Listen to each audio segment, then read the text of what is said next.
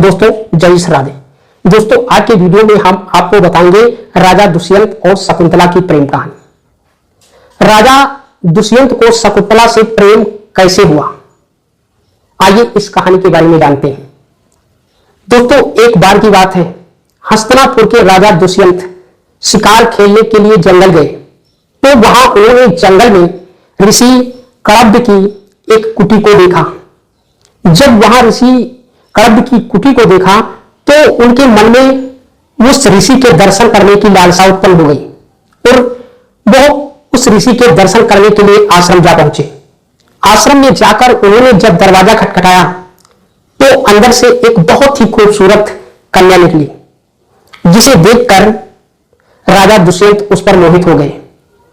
राजा दुष्यंत उस कन्या से कहते हैं कि ये देवी आप कौन हैं, आपको पहले तो यहां कहीं कभी नहीं देखा। तब वो कन्या बताती है कि मैं ऋषि कड़ब्ब की पुत्री हूं। यह सुनकर राजा को आश्चर्य हुआ। राजा ने कहा कि आप ये क्या कह रही हो, क्योंकि ऋषि कड़ब्ब तो अविवाहित हैं और उन्होंने जीवन में कभी भी विवाह न करने का संकल्प भी लिया है, तो आप उनकी पुत्री कैसे हो सकती हो। तब वो कन्या बताती है कि हे राजन, आपका हम अपने इस आश्रम में स्वागत करते हैं, आप अंदर आओ, हम आपको सारी कहानी बताते हैं। राजा अंदर चले गए। उस कन्या ने राजा को बिठाया और अपनी कहानी को बताना शुरू किया। उस कन्या ने कहा, हे राजन, मैं ऋषि विश्वामित्र और मेनका की पुत्री हूं। मेरी मां मेनका ने मुझे जन्म देते ही जंगल में छोड़ दिया था और मेरे पिता भी मुझे छोड़कर चले गए थे। मैं जंगल में अकेली थी। उसी समय शकुंत नाम के एक पक्षी ने हमारी रक्षा की, तभी हमारा नाम उसी पक्षी की वजह से शकुंतला पड़ा है। और उसी समय ऋषि कड़ब्ब जो थे वो वहां जा पहुंचे। उन्होंने वहां मुझे अपनी गोदी में उठाया और आश्रम ले आए। उन्होंने मेरा पालन पोषण किया। तो हे राजन, जो व्यक्ति जन्म देता है, जो पालन पोषण करता है और जो अन्न देता है, वो पिता ही होता है। इसीलिए ऋषि जी हमारे पिता हैं।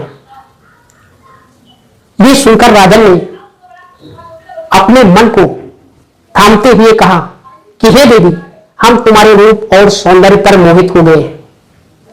हम अपना आत्मा आपके प्रेम में खो चुके हैं। हे देवी, अगर आपको इनकार ना हो तो क्या आप मुझसे शादी कर सकते हैं। उधर शकुंतला के मन में भी राजा को देखकर उससे प्यार उमड़ आया था, इसलिए शकुंतला ने भी स्वीकार कर लिया इस बात को।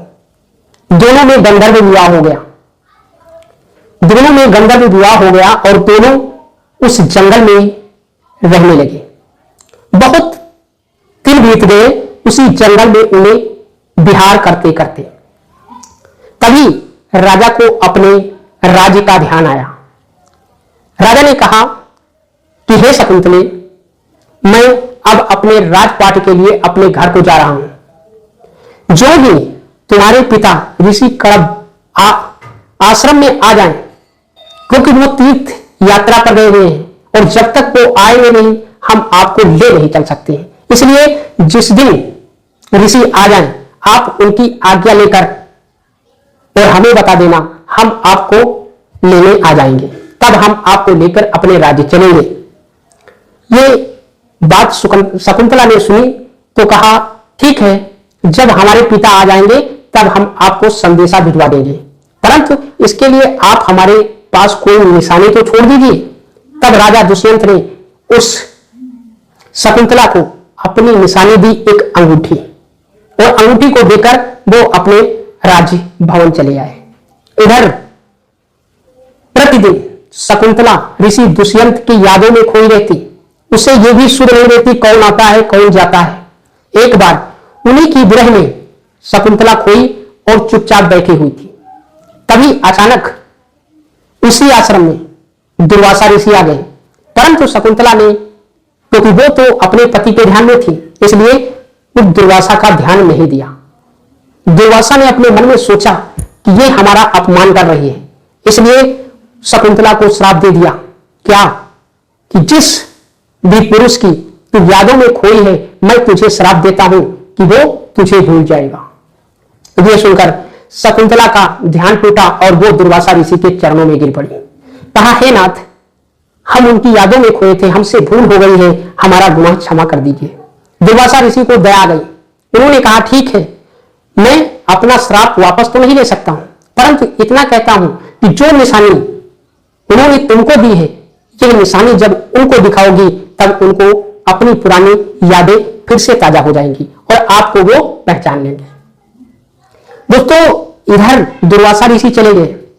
तभी ऋषि कड़ब जो थे वो तीर्थ यात्रा से वापस लौटे और जब वो आश्रम में आए तो शकुंतला ने उन्हें जलपान करवा के और अपनी प्रेम कहानी, अपनी शादी के बारे में सब कुछ बता दिया। यहां तक कि उस दौरान जब वो वन में राजा दुष्यंत और शकुंतला विहार कर रहे थे, उसी समय शकुंतला गर्भवती हो गई थी। ये सारी बातें जब राजा ऋषि कड़ब ने सुनी तो कहा, हे पुत्री, पत्नी का धर्म होता है कि वो पति के घर में रहे। अब तुमने विवाह कर लिया है, इसलिए तुम्हें बहुत जरूरी है कि तुम अपने पति के घर चली जाओ। ऋषि ने अपने कुछ शिष्यगणों के साथ शकुंतला को राजा दुष्यंत के यहां पहुंचा दिया। कहां? हस्तिनापुर में। शकुंतला जब जा रही थी तो उसने एक सरोवर देखा। जब सरोवर देखा तो वो सरोवर में जाकर के जलपान किया और तर्पण करने लगी। जब वो तर्पण कर रही थी तभी उसके हाथ से वो अंगूठी उसी जल में गिर गई। वो अंगूठी एक मछली ने निगल लिया। इधर जब शिष्यगण शकुंतला को लेकर हस्तिनापुर गए और वहां राज्यसभा में शकुंतला को उपस्थित किया और कहा, हे राजन, तुमने इस शकुंतला से विवाह किया था, गंधर्व विवाह, इसलिए यह आज आपके पास आई है और आपकी पत्नी है। परंतु ऋषि दुर्वासा के श्राप से राजा ने अपनी यादाश्त खो दी थी। उन्हें याद ही नहीं था कि हमने किससे विवाह किया है, किसको वचन दिया है। इसलिए राजा ने कहा, हमने कोई विवाह नहीं किया है और हम इस लड़की को नहीं जानते हैं। यह उल्टा है, कुलच्छनी है। उस पे उसके चरित्र पर दाग लगाकर उसे बाहर निकलवा दिया। तभी शकुंतला रो रही थी। उसी समय आकाश से बिजली चमकी और उसकी मां मेनका आकर के उसको उठा ले गई। दोस्तों, इधर जब वो सरोवर में जो अंगूठी गिरी थी वहां पर एक मछुआरा ने जाल डाला।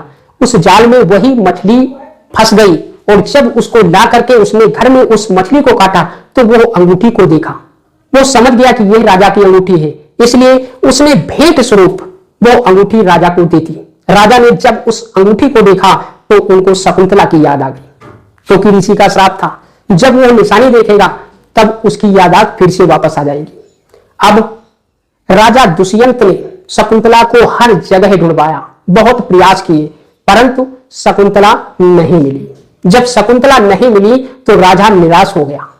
उधर देवासुर संग्राम चल रहा था तो महाराज इंद्र ने राजा दुष्यंत से युद्ध के लिए सहायता मांगी। राजा दुष्यंत उस देवासुर युद्ध में भाग लेने के लिए स्वर्ग चले गए। वहां पर जब युद्ध समाप्त हो गया और वो विजयी हुए तो वो अपने घर को लौट रहे थे। तभी देखा एक ऋषि का आश्रम था। वहां पर एक बहुत सुंदर बच्चा खेल रहा था। उस बच्चे को देखकर राजा दुष्यंत के मन में बहुत प्रेम उमड़ा। उन्होंने उसे गोदी में उठाना चाहा, तभी उसके सम्मुख खड़ी एक सेविका ने रोक दिया।